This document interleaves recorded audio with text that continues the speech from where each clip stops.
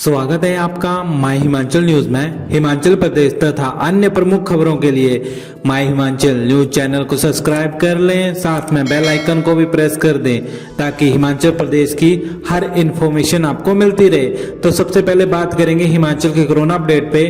तो होमगार्ड समेत 5 कोरोना संक्रमितों की मौत, सांसद और पूर्व मंत्री की रिपोर्ट पॉजिटिव, 290 नए मामले। हिमाचल प्रदेश में 5 और कोरोना संक्रमितों की मौत हो गई है। वहीं प्रदेश में मंगलवार को कोरोना वायरस के 290 नए मामले आए हैं। चंबा जिले से 15, ऊना में 9, सिरमौर में 23, बिलासपुर में 17, कुल्लू में 14, लाहौल स्पीति में 3, मंडी में 14, सोलन में 59, किन्नौर में 5, हमीरपुर में 3, शिमला में 59 और कांगड़ा में 51 नए मामले आए हैं। इसके साथ ही प्रदेश में संक्रमितों का आंकड़ा 14,747 पहुंच गया है। सक्रिय मामले 3,573 हैं।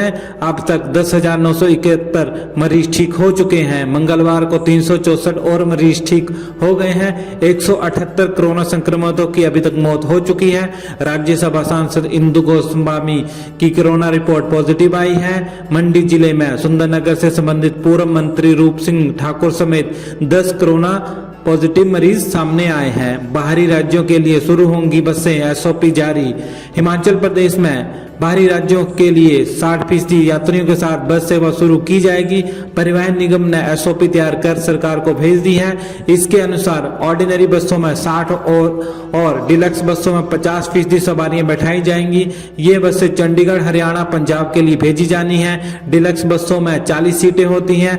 ऐसे में इन बसों में 20 सवारियां ही सफर कर सकेंगी। ऑर्डिनरी बसों की 3 सीट में 2 सवारियां जबकि 2 में 1 सवारी बैठेगी। 3 पर 3 से 4 सवारियां बैठ सकेंगी। बच्चों, बुजुर्गों और बीमार यात्रियों के लिए 5-6 सीटें आरक्षित रहेंगी। बाहरी राज्यों को जाने वाली बसों को एक दिन में 2 बार सैनिटाइज करना जरूरी होगा। हिमाचल में खुलेंगे खेल परिसर, एसओपी जारी। कोरोना काल के 6 महीने बाद हिमाचल में खेल परिसरों को मंगलवार से खोल दिया जाएगा। एसओपी जारी कर युवा सेवाएं एवं खेल विभाग की ओर से सभी जिलों खेल अधिकारियों को इसकी जानकारी दे दी गई है। जिला अधिकारियों को तैयारियों के हिसाब से परिसर खोलने का अंतिम फैसला लेने की छूट भी दी गई है। राजधानी शिमला स्थित इंदिरा गांधी खेल परिसर अभी कुछ दिन बंद ही रहेगा। बीते दिनों यहां कोरोना संक्रमण के मामले सामने आए थे। एसओपी में स्पष्ट किया गया है कि 18 साल से कम आयु के खिलाड़ियों को अपने माता पिता से सहमति पत्र लाने के बाद ही प्रवेश दिया जाएगा। 50 वर्ष से अधिक आयु के खिलाड़ियों के प्रवेश पर अभी रोक रहेगी। एचआरटीसी में नहीं थम रहा घोटालों का सिलसिला। चंबा में देहरा के बाद अब पालमपुर में भी गड़बड़।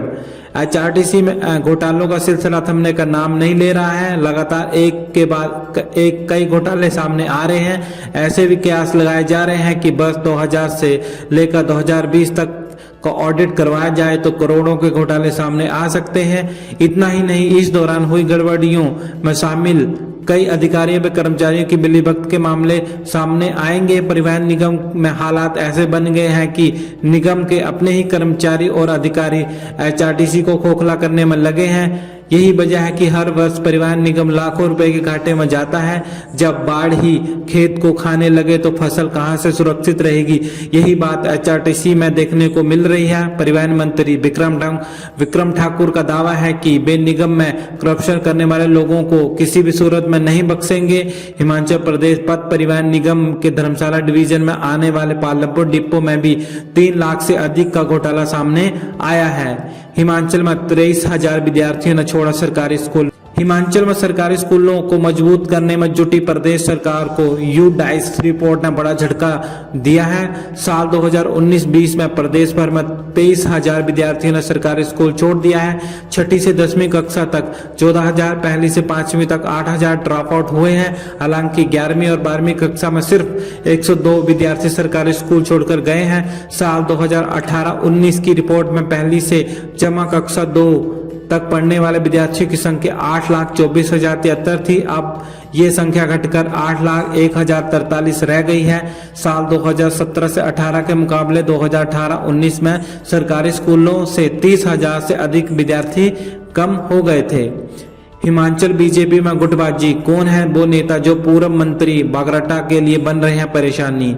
हिमाचल प्रदेश भाजपा में एक बार फिर से गुटबाजी की चिंगारी फूटी है। सूबे के सबसे बड़े विधानसभा क्षेत्रों को समेटे जिला कांगड़ा के बाद अब शिमला में भी भाजपा नेताओं में खींचतान शुरू हो गई है। सोमवार को मुख्य सचेतक एवं जुबल कोटगाय के भाजपा विधायक नरेंद्र बरागटा ने मुख्यमंत्री जयराम ठाकुर से सीएम निवास ओक ओवर में मुलाकात की। 2 घंटे की मुलाकात चली। इस दौरान बरागटा ने उनके हलके में एक नेता के हस्तक्षेप पर नाराजगी जताई। उन्होंने अपने हलके में अंधाधुंध तबादलों सहित कई मामलों को सीएम से के सामने उठाया है। मुलाकात के बाद बरागटा ने एक प्रेस रिलीज भी जारी की, जिसमें अपनी नाराजगी का दर्द भी लिखा। नशे में धुत महिला ने 2 घंटे तक किया शहर में अस्पताल में हंगामा। नशे में धुत एक महिला ने मंडी शहर में क्षेत्रीय अस्पताल में 2 घंटे तक जमकर हंगामा किया। महिला महामृत्युंजय चौक पर सड़क के बीचों बीच गाड़ियों के आगे लेट गई। इससे करीब आधे घंटे तक यातायात बाधित रहा। सूचना मिलने पर मौके पर पहुंची शहरी पुलिस चौकी की टीम पर भी महिला ने ईंटें व पत्थर बरसाए। इससे कई पुलिस कर्मियों व सड़क से गुजर रहे लोगों को आंशिक चोटें आई हैं। पुलिसकर्मी महिला को समझा बुझाकर उसके घर जाने का आग्रह करते रहे, लेकिन वे अपनी हरकतों से बाज नहीं आई। बाद में पुलिस टीम महिला को दबोच पुलिस चौकी ले गई। हुड़दंग मचाने के आरोप में गिरफ्तार करने के बाद पुलिस उसे मेडिकल जांच के लिए क्षेत्रीय अस्पताल ले गई।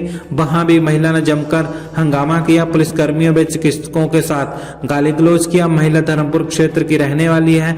मंडी शहर में किराए के मकान में रहती है। नशे में धुत होकर आए दिन हंगामा करना उसकी फितरत बन गई है। महिला ने पुलिस में नाक में दम कर रखा है। कुछ माह पहले हुड़दंग मचाने के आरोप में पुलिस ने महिला को गिरफ्तार किया था।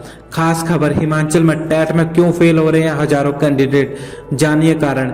हिमाचल प्रदेश में स्कूल शिक्षा बोर्ड धर्मशाला द्वारा आयोजित टेट परीक्षाओं में भविष्य के अध्यापक पूरी तरह से फेल हो गए हैं। राज्य भर में 8 विषयों की टेट परीक्षा में कुल 43,291 उम्मीदवारों ने भाग लिया था, जिसमें मात्र 12,786 ही पास हो पाए हैं। अगर टेट परीक्षाओं के ओवर पास परसेंटेज की बात की जाए तो मात्र 26.27% रिजल्ट रहा है। इतना ही नहीं, नॉन मेडिकल का रिजल्ट तो सभी 8 विषयों में से सबसे कम 8.95% परिणाम दिया है। वहीं उर्दू में कुल 2 ही छात्र प्रदेश भर से पास हो पाए हैं। ऐसे में भविष्य में अध्यापक का जिम्मा संभालने वाले उम्मीदवारों पर भी बड़े सवाल उठना शुरू हो गए हैं। इतने स्कूलों में अभी भी इंटरनेट नहीं है। कई जिलों का खराब हाल देख दंग रह जाएंगे। ऑनलाइन स्टडी की ओर जा रही सरकारी स्कूलों को एक और झटका लगा है। प्रदेश में 15,329 स्कूलों में से केवल 2,097 स्कूलों में ही सरकार इंटरनेट की सुविधा छात्रों को मुहैया करवा पाई है। प्रदेश समग्र शिक्षा विभाग की सितंबर 2019 तक की यूडाइज रिपोर्ट में ये खुलासा हुआ है।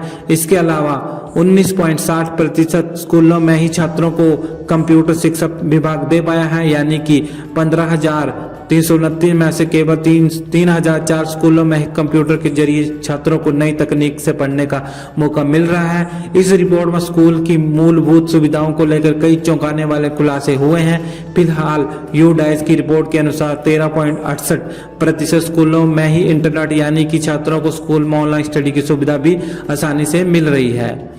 अपनी नाकामी का ठिकरा अफसरों पर फोड़ रही है भाजपा सरकार। सुधीर शर्मा। सूबे में हुई ताजा प्रशासनिक फेरबदल को लेकर पूर्व मंत्री व कांग्रेस के राष्ट्रीय सचिव सुधीर शर्मा ने जयराम सरकार को कटघरे में खड़ा किया है। उन्होंने कहा कि सरकार अपनी नाकामी छिपाने के लिए प्रदेश के प्रशासनिक ढांचे को निशाना बना रही है।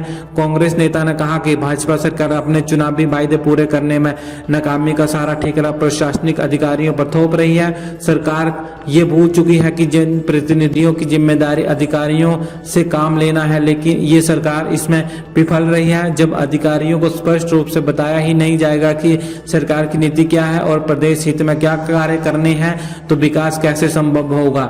यही कारण है कि वर्तमान सरकार अपनी भड़ास तबादलों के रूप में अधिकारियों पर निकाल रही है। तो वीडियो को लाइक कर दीजिएगा, चैनल को सब्सक्राइब कर दीजिएगा। जय हिंद, जय भारत।